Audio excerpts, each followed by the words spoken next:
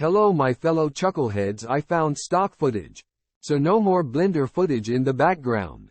I also need to fix my form, but I hope you like them. I will ask the artist if they want to get money for their art. I'll leave an update on that end in my next video. I hope you liked this video. I still don't know how audio balancing works. So robot voice will continue until then. I'm sorry. I don't have much of a following, but I'm still learning. So no need to worry. Plus I might be using the robot voice to read the stories. I have mental stuff wrong with my brain. With that said and done, let's start the D&D horror stories for today. On a Saturday afternoon, I join a paid game that meets on Tuesdays.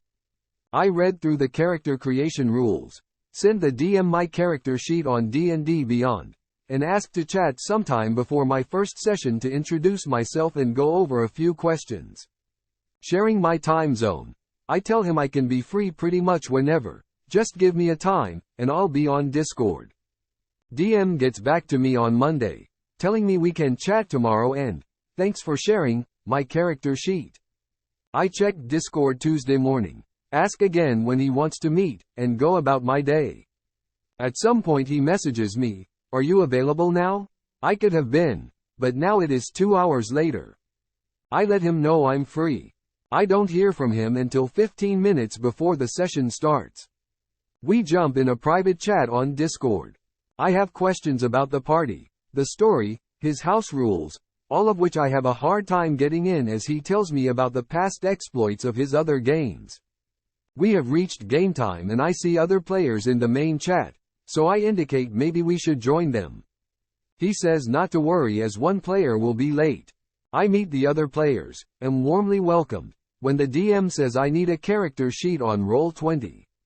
I tell him I'm not very proficient with Roll20 as I use and prefer D&D Beyond.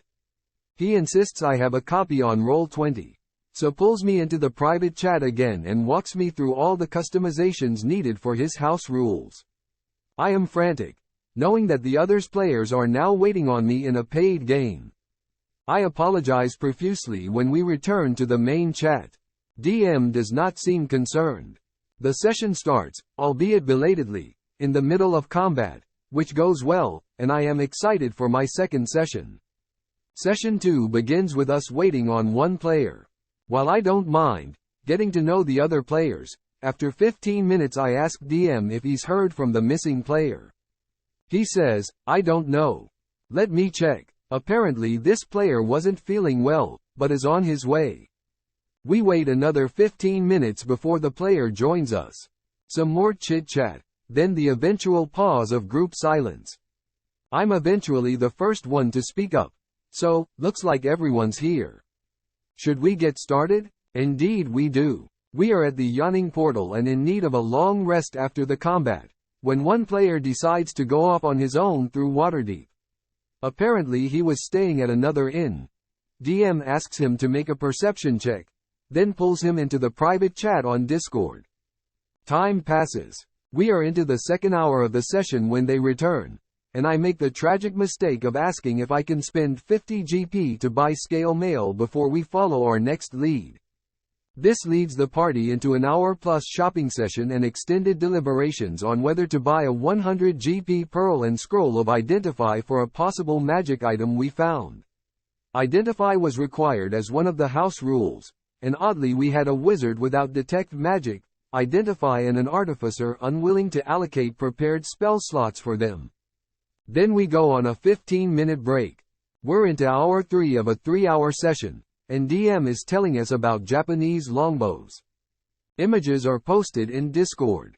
DM likes to do this, and the evil side of me suspects he is intentionally filibustering.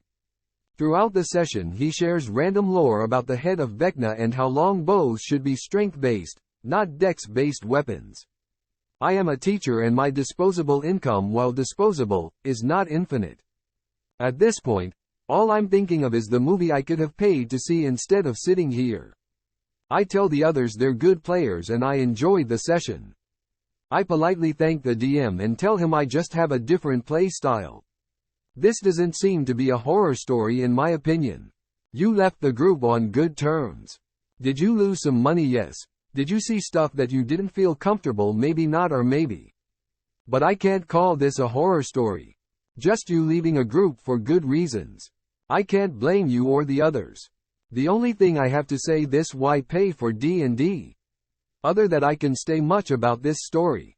Let's get into the next story. When I was recruiting for my current campaign last year, I had someone who seemed like a great fit until they presented their character concept to me. The premise was that it would be a horror campaign set in the world of Eberron, which revolved around the players' backstories. Each player was to either have a backstory which included a traditional horror monster, zombies, vampires, Frankenstein's monster, etc., or have a hole in which I could add one. Over the course of the campaign, we'd explore each of these backstories and we'd get a fun Eberron twist on these horror monsters. The campaign would start with their first day at an entry-level position in one of the dragon-marked houses, essentially megacorporations who have arguably more power than countries. The players would choose together which house. The problematic player's backstory was that they had been a high-ranking member of one of the dragon-marked houses, discovered the house was committing war crimes and tried to get it to stop but was unable to. The house tried to assassinate him and all of his family for acting against them. His family were slaughtered but he escaped. He went into hiding and contacted a newspaper and wrote a scathing article about the house, its war crimes, and its attack on his family. The article went viral, and everyone was appalled, completely disowning the house, causing its complete collapse. This caused serious ripples across the workings of the world, weakening all of the other dragon-marked houses, causing them to have considerably less influence and most people to be wary of them. The other dragon-marked houses sent assassins after him, causing him to need to flee his home once again. He ended up in a different country, from which he began to work with law enforcement to root out corruption. He ultimately became a household name known for driving out corruption and was hired by heads of state and other large organizations to fix their corruption problems. Rather than him applying to an entry-level position at the dragon-marked house, he instead wanted it such that the dragon-marked house had reached out and hired him to solve their corruption problem. Eberron generally allows for level 1 PCs to have had a lot more experience than other settings generally presume. A common backstory is having served in the 100-Year War. But I thought this was wild. It reads more like a synopsis of a character's arc over the course of a campaign than a backstory. Lol. I tried to explain that this was a bit much for a level 1 PC, even in Eberron. That the backstory didn't really fit the theme of the campaign as it was lacking a horror element. That I was uncomfortable with his backstory completely altering the relationship of the houses with the world. It's a big change to one of the main elements of the setting, especially as it's one that the campaign was intended to revolve around. That a single newspaper article would not cause the collapse of a mega-corporation. Real-life mega-corporations receive bad press all the time and it doesn't even dent them. Just look at Nestlé posting record profits. That it seems improbable that a dragon-marked house would hire him if he was famously personally responsible for destroying one and severely hurting the others. That such a backstory put him in a position of power over the other players which was unfair to them. That his backstory essentially sounded complete. There wasn't much there which was left to be explored during the campaign.